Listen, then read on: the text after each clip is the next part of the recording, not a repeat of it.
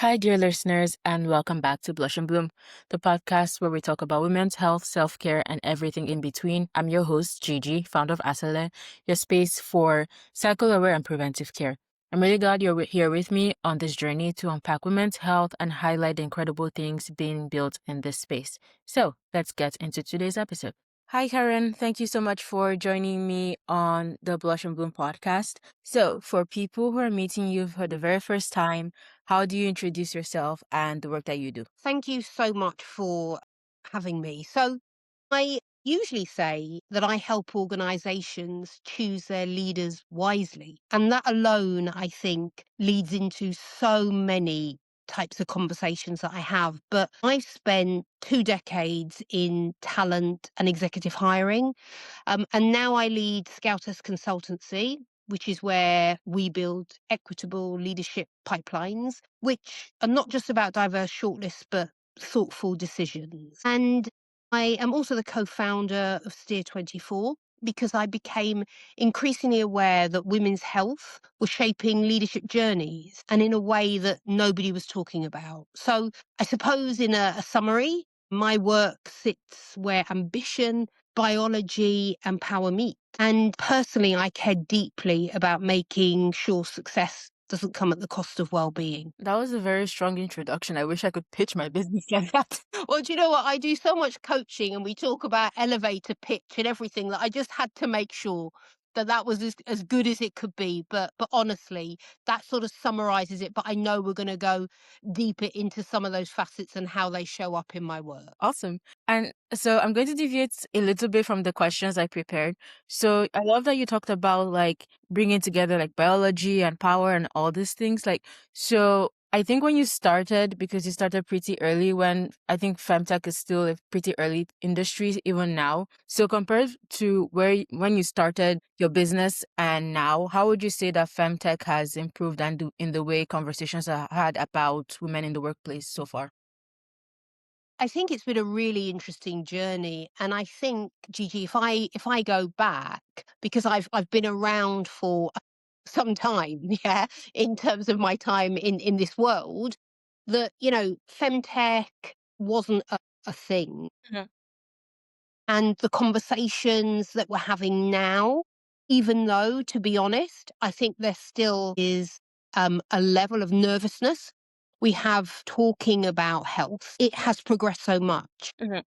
And if I think of my career was very much around health not being the driver, it was just something that sort of came with you in a bit of an afterthought, if I'm being honest, back in the day. So if I think about my work and if I think about where we are and femtech, it's really exciting to see the innovation that's happening within health, particularly around that diagnostic part. My worry is that we cannot just have a clinical lens. We need to have an organizational one. Mhm. And that's why all of the work that I do has that lens around women's health in leadership.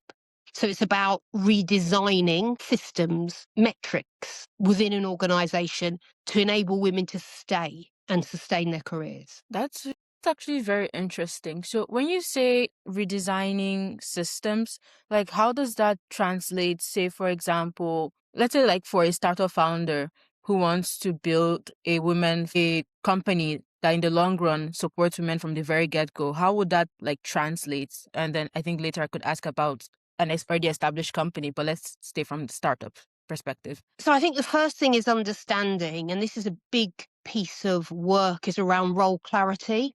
Mhm. Leadership has changed dramatically.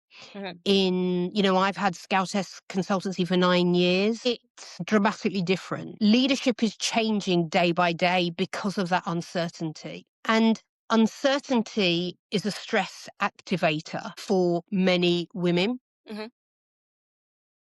It has a stress response, which then means that we think differently, we perform differently, and how we show up and some of the decisions we make may lack some levels of clarity. Okay. And so when I work with any organization who needs to find talent, it's about understanding the role. And the role is about understanding, what does the role look like today? How would you define what it's going to look like in the next 12 to 18 months? And really importantly, and particularly for women and female leaders, it's around that accountability. So, what level of decision making ownership do they have?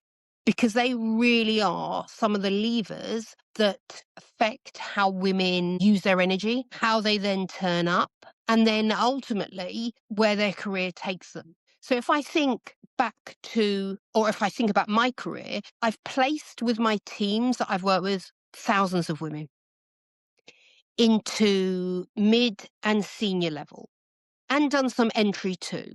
What I'm now seeing is that women continue to stagnate, but also that burnout rate. I've been in talent for 25 years, and this is the worst I've ever seen it.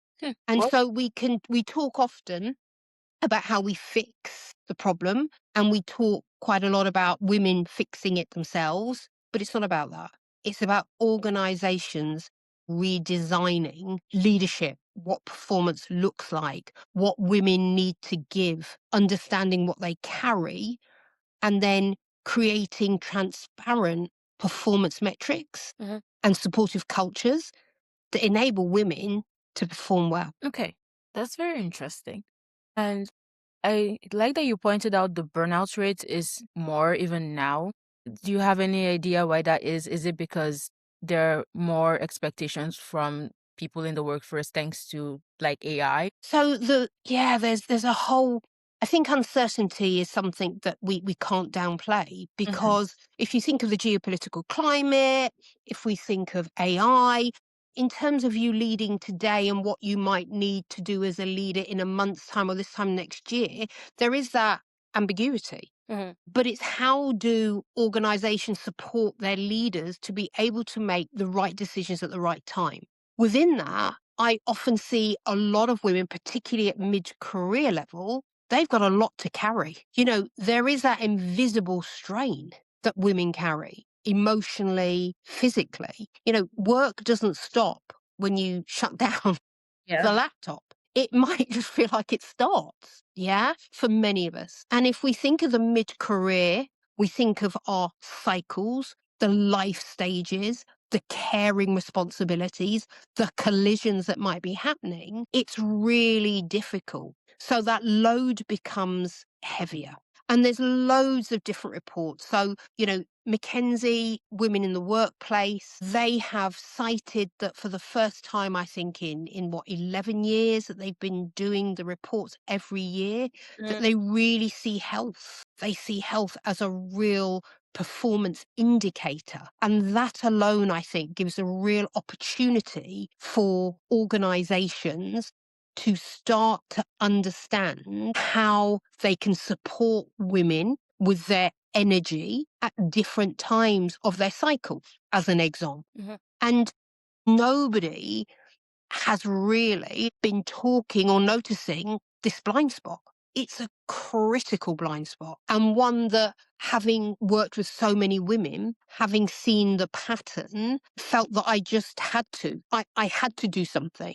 I had to become that person that redesigns through my organization, Steer24, which I'm co-founder, to really look at how can we support organizations to be clearer on the skills that they need, support women when they're in the organizations, but also help those women to lead with energy and not when they're depleted and have to make the biggest decisions they have to when they're absolutely exhausted. Okay, that makes a whole lot of sense. So something you said reminded me of how I think in a podcast episode previously, I think it was Alicia's episode, where we were talking about this a woman's cycle being, it's easier to explain to men when you compare it to an algorithm. And it's, or when I think she also compared it to seasons where the Mm, bodies are like designed to have a period of rest and have a period of high energy and everything in the middle. So another thing I've had with having this conversation with other women is that there are some who don't really agree about this, that they don't yes. be at the behest of their hormones. So honestly, I don't know where to stand right now because I do like the idea of following the cycle and just allowing my body to have that moment to rest and slow things down a little bit and then pick up again. But then not everybody wants, I mean, it's not like a do or die affair, but like I wanted to get your perspective on this for when you're trying to like balance this narrative that we're trying to put out, because it's we're catering to like a large population of people. So I think it's a bit difficult to like, I don't know, like to meet everybody's expectations where they are. Yeah. And I think you're right. I mean, if I think of when we started to really talk about women's health and leadership, we were and are building a movement called Leading While Bleeding. Mm-hmm. And that title says it all. Mm-hmm. But the audience, it lands differently in some rooms. Some women have had wonderful reactions. Yeah. And it's really sparked amazing conversations. Others haven't felt comfortable. But I think if we look at the facts, our bodies are different. Mhm. A woman's career is 25% shorter than a man's. That's nearly a medical fact. So that means we're in the workplace less. If we look at how our energy and our cycle, and not just cycle, it can be a whole range of other factors, affects our ability to think clearly, our energy. So for me, it's just a no-brainer. And I don't know if that's the right word, but it's the only one I can think right now, that actually, our energy isn't constant. Our performance isn't constantly available. We have peaks and troughs. Mhm. And there are times when actually some of the decisions that we have to make, we could just make them when actually we're thinking a little bit clearer because our energy or our leadership state is just different. So the work I do is not about expecting leaders to become experts around cycles. It's about them acknowledging that women's bodies are different and that women's health and many of the population will suffer often quite chronic health conditions that does affect their ability to perform at that time. It doesn't mean it affects their ability to perform the role over a period of time, but maybe on that day at that moment. And Makes sense. it's enabling that female leader to make the decision of when she is at her best and maybe when it's a little bit more difficult to lead, but she can still function. Mhm. Because we've been programmed, and traditional leadership is about having a constant level of energy, a constant level of availability. That's Mhm. impossible. That's true. And I fought with that in terms of me. You know, I've always had a good amount of energy and have just expected that to carry me through. But it doesn't, it can't, it shouldn't. And so part of the work that we do is also around developing a personal leadership practice. It's about me locating, noticing pattern recognition with Mhm. my energy, my decision making, my clarity, so that actually I will perform at the best that I can, but I'll do it on the days where I know it's right for the decisions that I have to make. That makes sense. Okay. So hopefully, I'm not sure when this podcast episode will be out, but you have the Leading While Bleeding Summit on the 23rd of April. So I'm Yeah. just going to ask, what was the thought process behind starting a kind of summit like this? And how has your experience been with it? And what are you looking forward to in April? So it really came from seeing and hearing, honestly, stories that just honestly feel just frightening, really, Mhm. around how much pain women are in and how they still have to show up. And I mentioned in a question a little bit before around burnout. Mhm. This is about not getting to burnout. We have a mid-career dip. We have a leaky pipeline, and we have no systems. We have no structures in organizations to support that. We have well-being, but this is not a well-being issue. This is a woman's health in leadership issue. It's about leadership and redefining it. It's about having clear metrics. It's about having clear pathways. It's about having sponsorship and infrastructures and an ecosystem that supports female talent. And so it was really natural in a way that after working in talent and with all these women and seeing so many leave, literally no career sustainability, that it just felt we have to come together.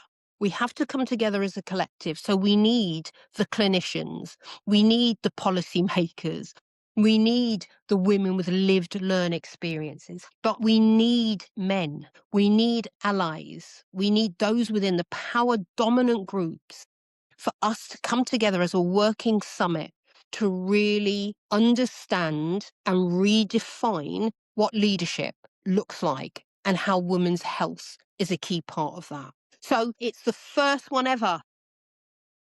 First one. Well, yeah, which is exciting, but also sleepless nights. Yeah, so I've got to look after my rhythm and my energy. But it's just felt honestly that when it lands, so when I reach out to someone or when I post something, or my co-founder Sharon, who is just brilliant and she's so involved in it too, that it's like this is critical. That's honestly the response we get back. We need this. So the point of it is to come together as a really different group and to talk about the conversation. And the reason we've got the different types of audiences is that we all have a level of experience of it, whether it's happening to us, there may be individuals around us.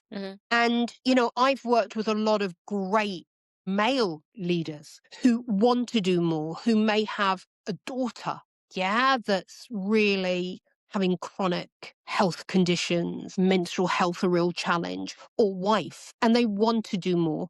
They don't know how to. This is clear. It's metrics, it's mechanics, it's structural. We're not talking about feelings. We're not going down, no disrespect, a softer route.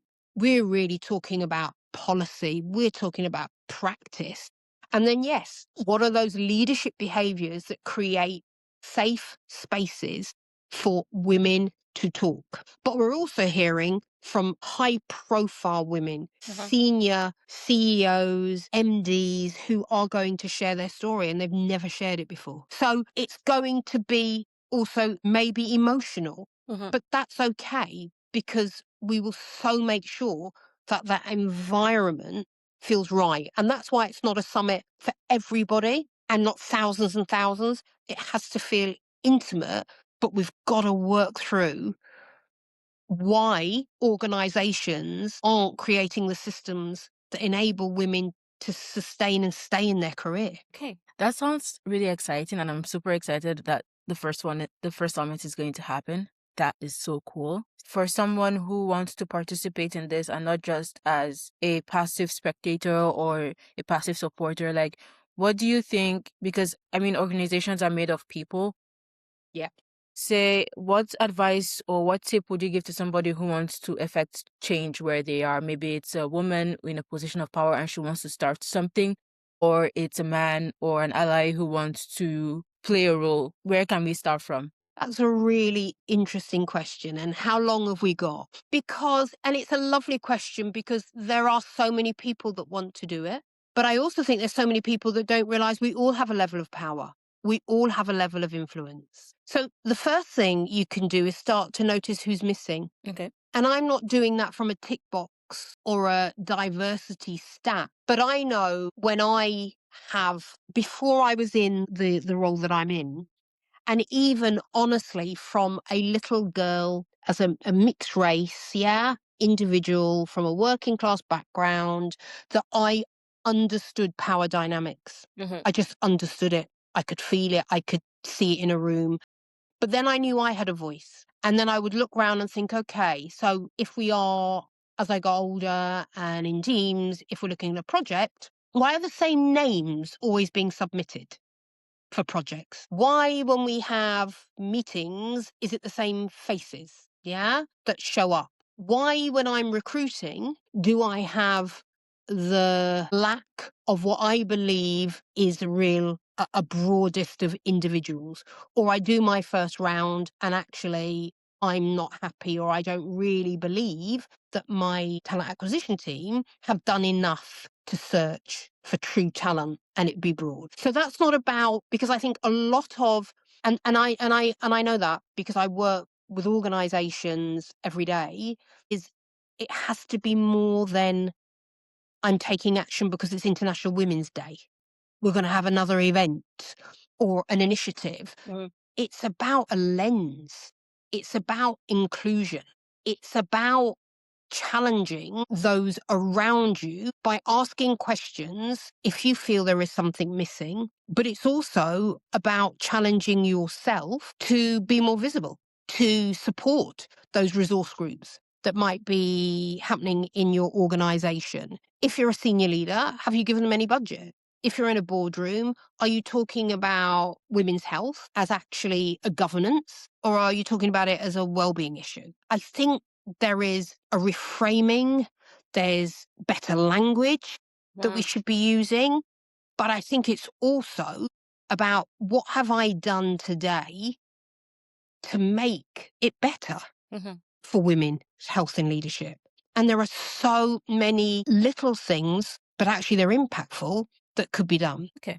And then hopefully this won't come off as a dumb question. So I like that you mentioned the presence of power dynamics. So I think there may be a bit of fear or not, maybe not necessarily fear, but a bit of hesitance when bringing up women's health conversations as a regular practice rather than an initiative that comes up on International Women's Day and vanishes afterwards. Yeah. So, like, for example, with the case of women bodies having seasons and patterns and moments of needing rest and moments of peak energy, what if it's a situation where a woman is worried that it may be used against her or instead of seen as regular biology where we are designed as human beings, male or female, or anything else in between to rest. But instead of seeing it as that, they're seeing it as more like a weakness. And yeah, I mean, I have heard, seen stories, how that shows up. But there is a level of responsibility, isn't there, for an organization to support their workers? But there's also a level of responsibility, and I put my senior leadership hat on, for that individual to have the conversation, to be transparent, and to share what they can do now. And maybe it's just the 90% of the 100% task, but they can do that 10% later. You know, when women and female leaders, and I've seen really successful ones, they get this so right.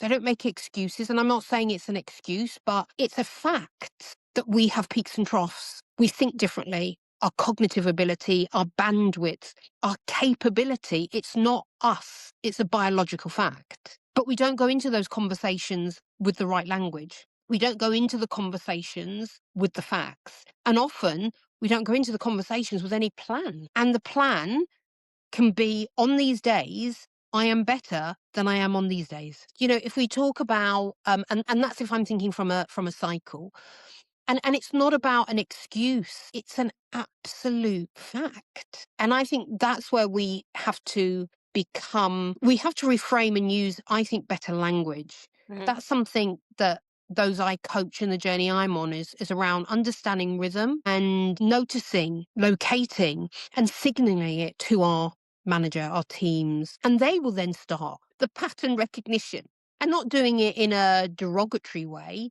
but in a way that understands that maybe I can't make that decision today.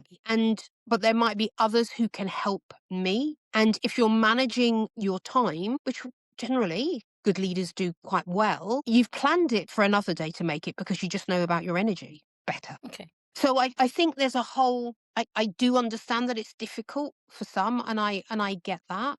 But I think if you have a support mechanism at work, so whether you're part of a group where you can talk, whether you have a mentor or a sponsor who can help you, whether sometimes people reach out to me just to, even if there's a particular situation that they want to talk about. And, I'm not a clinical expert, but I am an expert in terms of organization and leadership, and maybe how to frame that.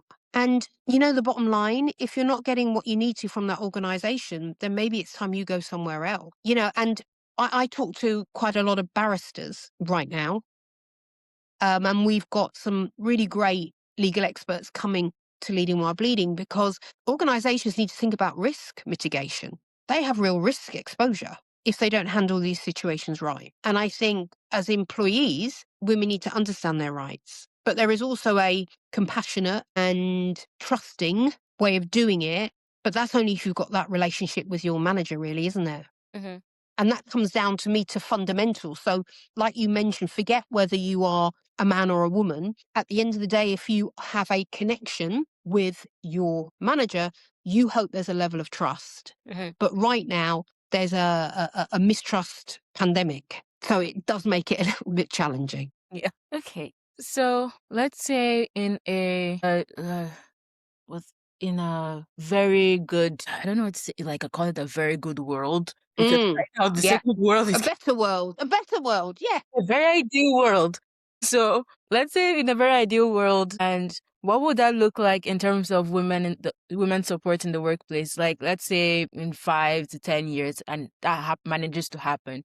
How would you Yeah. foresee women's presence in the workplace in terms of support through their cycles, menopause, pregnancy, everything? I think that there's two big things for me. First of all, the stats, because it is about to an extent of how we measure things, isn't it? It is Mm. about data. So right now, 60% of women have experienced burnout. 60% compared to 45% of men doing a comparable job, the same job. So straight away, the load must feel heavier. The only way that's going to change is when you look at the top of an organization, and that's the boardroom. And for health to actually be a true discussion and not part of wellness as an initiative. So, health as a governance, so a way in which they set up systems, policies, and from there drive leadership behavior. The other part for me is to finally see leadership programs that talk about rhythm, that talk about energy, clarity, and decision making, that do not talk about you always have the same energy, your career is linear, you'll always be available, because that just isolates 51% of the population, which is women who are bleeding at any time. So for me, there shifts. The big shift is the board recognition, I think, isn't it? And that's a big shift. But the law is recognizing that, and then once the risk becomes apparent, then those conversations will start to happen. The second part is really about really redefining those leadership programs because they are traditional and they absolutely, I believe, 51% of the workforce, which is women. Okay. I think there is hope for us yet. I talked to another founder on the podcast. I can't remember her name right now, but I think she's building Vilt in Norway, I think, or Okay. the Yeah. Nordics. And I love the work that she's doing because it's like it's so forward thinking. From my perspective, it's like she's working towards menopause insurance for women in the Nordics, I think. Yes. And it's like Yes. they're already like going ahead and setting up the policies there, and eventually, I think the other regions will catch up, hopefully. But it's so cool to see how like things are changing, and the approach towards women's health is becoming seen less as a niche and more of a proper field that needs to be paid attention to. So hopefully, it gets the attention that it deserves. Yeah, I think there's a big, and we haven't talked about the economic Hmm. factors and the 1 trillion that we lose through female attrition. So organizations are struggling for talent. Some sectors particularly, yeah, have a real dry talent pool. It's literally near dry. So organizations have to look at what's my pipeline, where's it leaking, what talent do I have now, what do I need in 6 months, 12 months, 18 months. And that's exciting because there's a real opportunity. And the other area is the opportunity for women to understand their bodies more, to protect their energy more. And also, where they can upskill in the world of AI, to become more literate. And then within that, to get some visibility and get some sponsors. And I can see it in some organizations. It's just that it feels often that we're working in silos a little bit. But I think, honestly, to come together to continue the health innovation, and then to create better leadership systems and practices, it will be a wonderful world So for many. yeah, I agree. Something that caught my attention where you said, I don't know if you have the field at the top of your head, but you said that there's some areas that have like a dry pipeline for Mm, what yeah. are these areas? So technology. It does. I thought they replaced everybody with AI. So what in terms of a talent shortage? Yeah, yeah. So if we think of, there was a report that came out last year, and it was something like 75% of women in technology are considering a move in the next 6 months. Really? 42,000 um, individuals left the sector. I think it's in the last 18 months. It's always been a sector that's tough for women. And the biggest challenge I think we have now, and I am not an AI architect, is that the AI products and those building the superhuman brains do not have often women in the room. So the bias that we know, and it has to come into play, because if we look at women's health and leadership, we're talking about leadership, we're also talking about inclusion. Yeah. And with inclusion, we also talk about equity.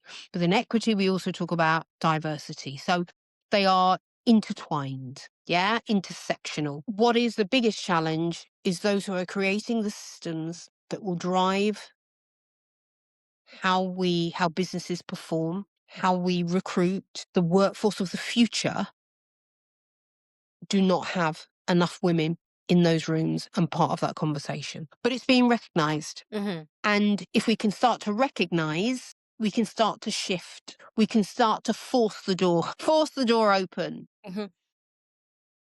And there are individuals who are helping others to make sure they are in the room. All But right. it's always about having that lens, always about what I think I said so early on Mm-hmm. when you were asking around, what can we do? We can look around and look at who's missing right now. So how are we going to have the right thought process, no bias? How are we going to make sure that there is a different layer of experiences, that there is not presumptions? Well, we can do that by making sure we have a real mix in the room. And I think we are headed towards the end of the podcast now, and it was pretty fast. So this conversation has been really cool. Awesome. So I just introduced a couple of fun questions. So is there any book that you've read maybe ages ago or recently that has helped shape the way you think? So there's two, Okay. and I will be quick. Right? So there's two. There's The Holistic Leader Okay. by Nicholas Janney. And he talks about leadership being about performance, well-being, and identity. And it really, really touched me. And I think it deeply informs the work that I do. So if we look at what does leadership look like, there's a real human aspect. Mm-hmm. There's a real connection piece. There's a real need to look after people and their well-being. And that then links to the level of performance that organizations need. So the holistic, I think it's a great read, and I've bought loads of the books and always mention that one. And the other one, Gigi, and I think this might have come across in terms of the D&I pieces, is My DNA. Yeah, in terms of who I am. And so Shared Sisterhood, that's by Beth Livingston and Timmy Oppie. Okay. And that talks about inequity. And it's just brilliant. It talks about how you can develop connections. You mentioned, again, going back to it, what can someone do? Mhm. Yeah, what can you do? If you're at the outside looking in, what can you do? And it talks about how you can build relationships with those who are different. It talks about digging into yourself. It talks about bridging, and it talks about collective action. Mhm. And it's actually between a white woman and a black woman, and that historic relationship Really? and the challenges that many experience. And Beth and Timmy go on that journey. So there's real practical frameworks. And I've bought that for many of the individuals that either I work with or know, and have gone on that journey myself too. in terms of looking at what can I do to have more empathy, be a bit more vulnerable, know I'm taking a risk but still do it. And actually maybe that framework is quite useful for the question that you asked me around how can someone have that conversation Mm-hmm. about their own health or not feeling right or not being able to go into work today as an example because they're bleeding so heavy. Mm-hmm. I think these frameworks just help. Okay. So they're two books. And the final one, I know you didn't ask me for three, but More is always I'm good. a bit greedy. But Arthur Brooks, he's a happiness expert. Okay. And boy, do we all need to find some joy and satisfaction in what we do. And I think that one just helps us to really understand our values and how they show up and how to be kinder to ourselves. Sorry, what did you say the name of the book is? So the book is Strength to Strength, but he's also on podcasts but he's a Harvard happiness expert. A happiness expert. Yeah, we all need a chief happiness officer. Interesting title alone, isn't it? Yeah. Yes. Okay, okay, I found the book. Thank you. Okay, so my next question, even though I rephrased it for this podcast because I'm no longer 25, I used to ask, what would you tell 15-year-old you? Because at the time I was 25 and I was looking 10 years back. But now I'm about to be 26, so it doesn't count anymore. So what message would you tell your younger self? Do you know what? And this is a little bit. I honestly would say you're not too much. Mm, What I mean by that, and that isn't me putting myself down, it's about reframing the fact that I've always been really driven. I've always spoke my mind. I've always been ambitious. And maybe it hasn't always landed well in some rooms, but in others it has. And I think you just have to find your rhythm, be comfortable with who you are, and honestly, just go for it. makes sense. Very solid advice. Thank you so much for sharing that. So hopefully a very ambitious girl who's listening to this podcast can keep that as a reminder, including myself. I like to Yeah, be ambitious too. honestly, the world is your oyster. Mhm. Be that 1%. The 1% they keep talking about.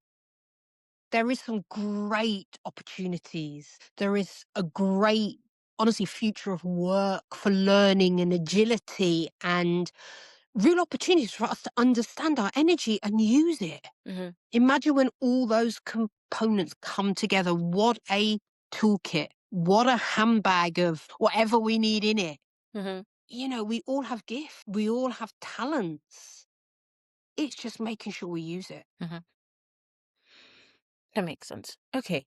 And now the final question for this podcast. So for someone who is listening and they would like to connect with you or learn more about your work at Scoutess or Steer 24, or maybe they want to attend Leading While Bleeding, where can they find all the information? Yeah. So please join me. You can find me on LinkedIn. So Scoutess Consultancy. You can find me on LinkedIn via Steer 24. And on there, we've got details of Leading While Bleeding Summit. We've got a Luma page and DM me. Like I did. Yeah, honestly, I will I might not respond that minute, but I'm genuinely really, really invested and interested in this field, in women and helping them to thrive. I've been doing it all my career and it just feels like this is my purpose. So if I can do more, I want to. I'd love to. All right. Awesome. So thank you so much, Karen. It's been amazing having you on the podcast, speaking to you and getting your insights on leadership and how workplaces can be more inclusive to women. So thank you so much for responding to my DM. No, listen, thank you. And thank you for the work you do because you make what probably are uncomfortable conversations for a lot of people really comfortable. And I think it's about normalizing and also providing that support and advice for how to navigate some of the challenges that's around right now Mm-hmm. and being kind to ourselves. Sure. Yeah. Lovely. Brilliant. All Thank right. you so much. I've loved it. Hi again. Thank you so much for listening to this episode of Blush and Bloom. I'm so glad you joined me for this conversation. If you found it helpful, please share this episode with a friend or someone who might need it. Let's keep talking about women's health and working towards better outcomes for all of us. You can find more episodes and resources at www.asale.tech and check out our app at www.asale.health. And you can follow us for more updates on Instagram at asale.tech. Until next time, I'll see you in the next episode. Take care and bye-bye.